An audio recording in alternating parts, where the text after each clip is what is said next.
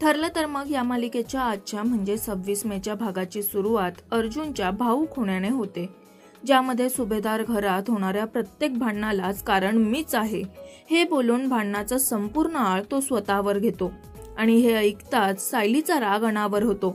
ती रागात तन्वीच्या कानाखाली मारते आणि फक्त तिच्याचमुळे अर्जुन आज रडलाय आणि यापुढे प्रियाच्या या उद्धट व्यवहाराचं उत्तर सायली नक्कीच देणार हे प्रियाला चेतावणी देऊन सांगते आणि प्रियाला खूप सुनावते।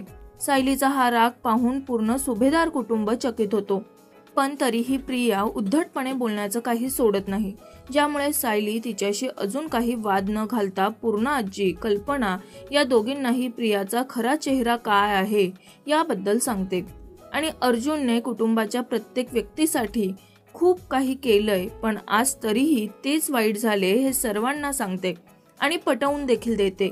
हे ऐकून अर्जुनचे बाबा प्रियावर खूप रागवतात आणि घरात रोज भांडण होण्याचं कारण फक्त प्रिया आहे असं बोलून सायलीची बाजू घेताना दिसून येतात। त्याचसह पूर्ण आजी ही सायलीची बाजू घेत प्रियाला ओरडते। तर आता पुढच्या भागात आपण पाहणार आहोत प्रिया सायली आणि अर्जुनसाठी कोणता नवीन अडथळा निर्माण करणार हे जाणून घ्यायचं असेल आणि मालिकेच्या अशाच अपडेट जाणून घेण्यासाठी आमच्या चॅनलला लाईक, फॉलो आणि सबस्क्राईब करायला विसरू नका।